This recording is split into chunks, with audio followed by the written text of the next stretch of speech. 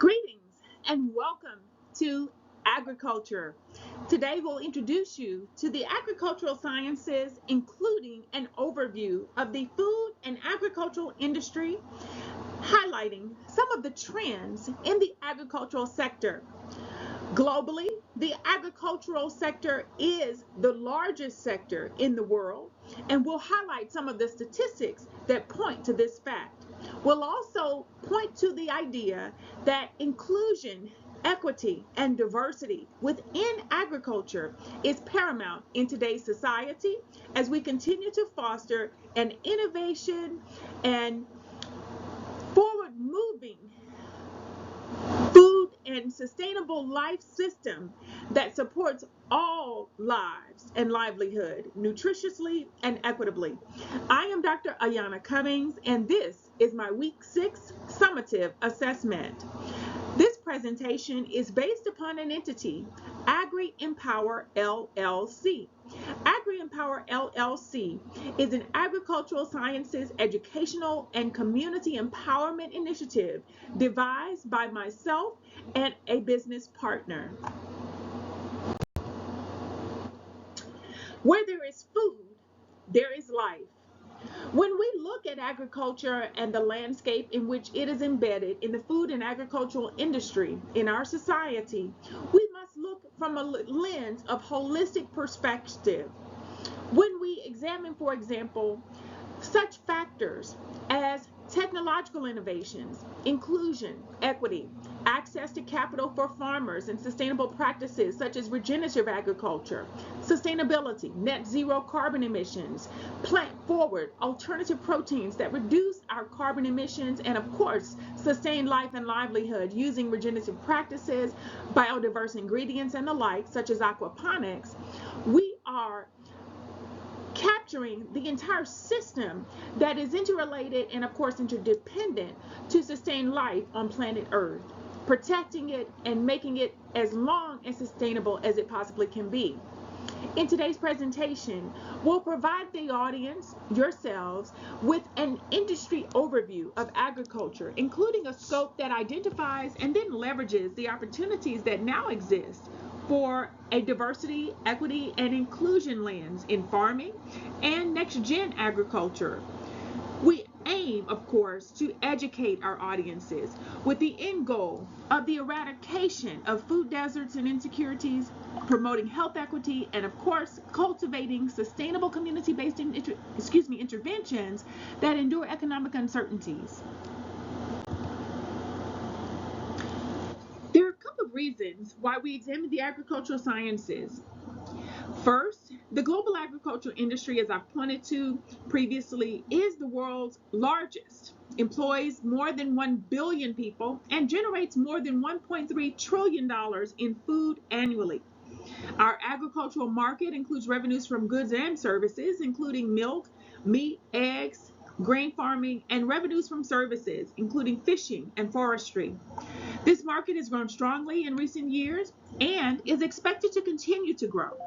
In 2023, this market was valued at $13.398.79 billion and is projected to grow to $19.007.8 billion by 2027. And so where there is food, there's obviously life, there's also profitability, there's of course job and economic empowerment, sustaining of course the ability of people not only in the United States but globally to meet their consumer demands for housing, shelter, food, water, clothing, and all of the basic human needs and necessities.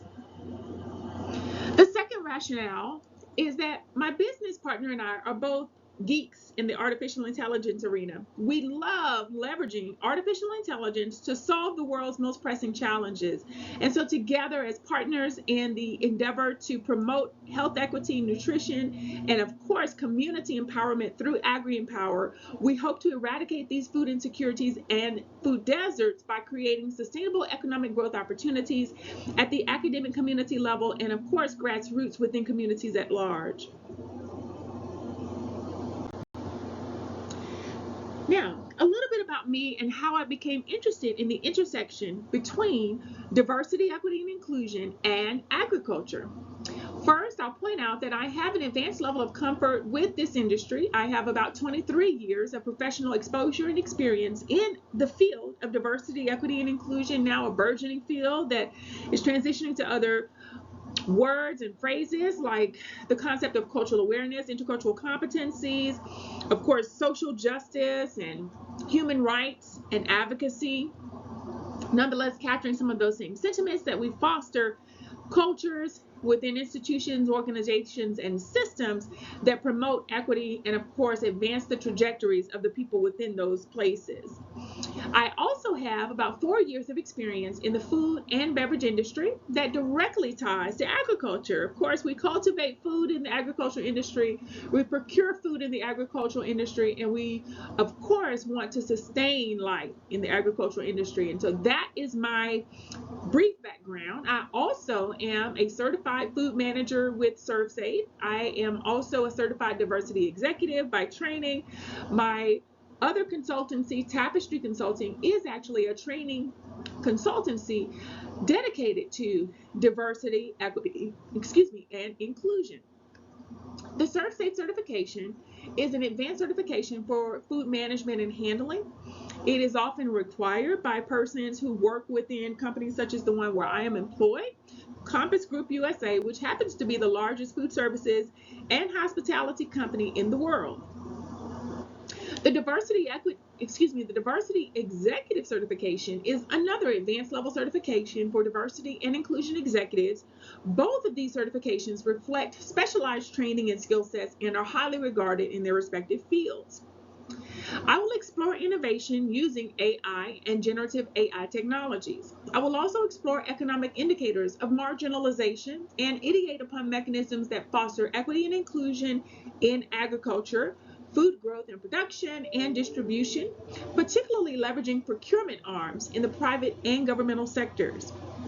These topics are significant because there's research demonstrating a rapid decline in access to monetary resources, land, and information that would otherwise empower marginalized communities to cultivate agricultural crops that sustain life and livelihood as income producers and generational wealth builders. While the concept of the intersection of DEI and agriculture is very much an age-old, I would say, centuries-old, I should say, concept, I will ideate and expound upon new and creative methodologies that will provide education and empowerment and, of course, build communities of urban farmers and agriculturalists who are thriving in our society, given the amount of resources dedicated to this endeavor at the federal level. My business partner and I also recently incorporated AgriEmpower LLC this summer. It is a for-profit business, which is a unique structure for the business, given the sector that we're located in agriculture.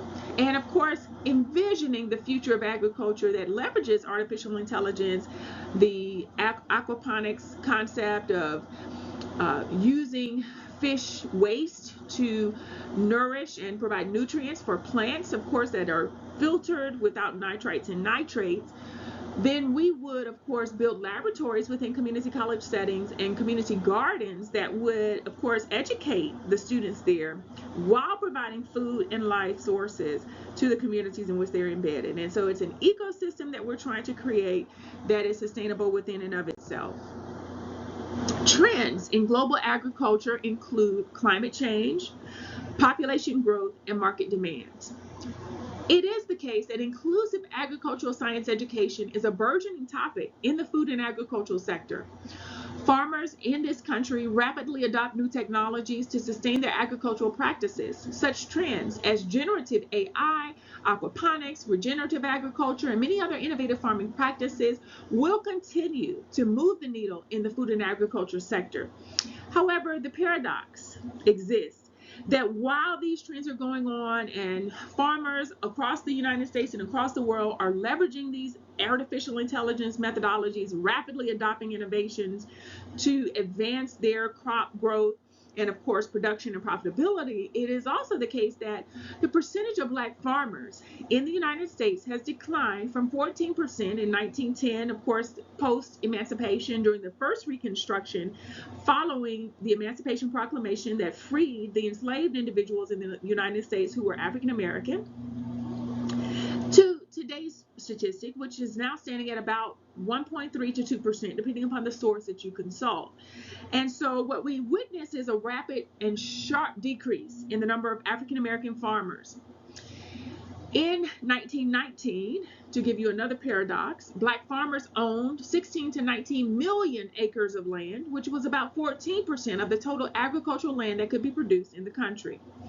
By 2023, last year, Black farmers owned less than 5 million acres, which is only 1% of all farms. Black farmers also account for less than 0.5% of total U.S. farm sales, and the loss in land value for Black farmers is estimated to be about $326 billion with a B. And so while we observe the opportunity, we also observe the challenges in food and agriculture, particularly as it relates to inequity that is racialized in the United States, just like we witness health inequities that arise as a result of food deserts. We witness that the agricultural and access to farmland that produces organic produce that would feed communities of color, we are witnessing inequities in the access to capital, land, and things that would generate those sustaining practices.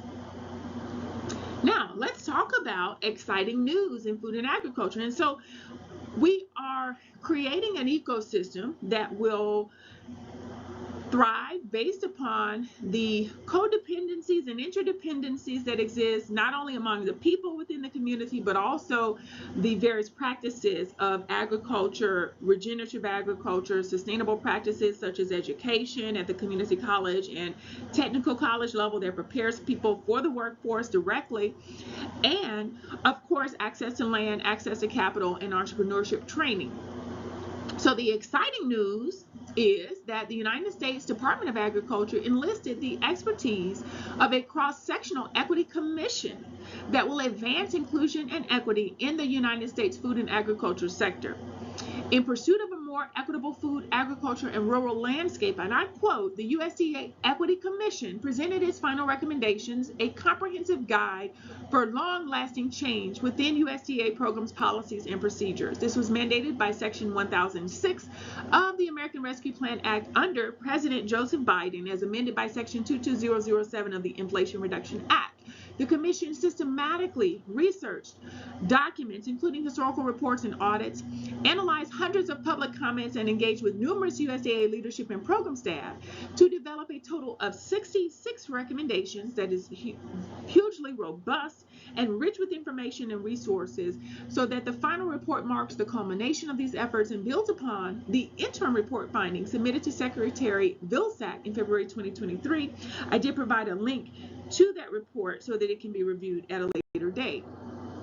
Other sources of information, research, and innovation in the agricultural industry and sector for food and agriculture include not only the United States Department of Agriculture website, but McKinsey, Agriculture Insights, New York Times, Agriculture and Farming, agdaily.com, and the AP or Associated Press Agriculture News website. Today's presentation, I am Dr. Ayanna Cummings, co-owner and chief executive officer of AgriEmpower LLC. We can be reached on the web at agriempower.com and at email ayanna@agriempower.com. Thank you for listening to the presentation today. We hope that you got a lot out of it, and please peruse your handout, as it also contains some rich information and resources that you may find beneficial as you explore opportunities in agriculture. Thank you again for your attention.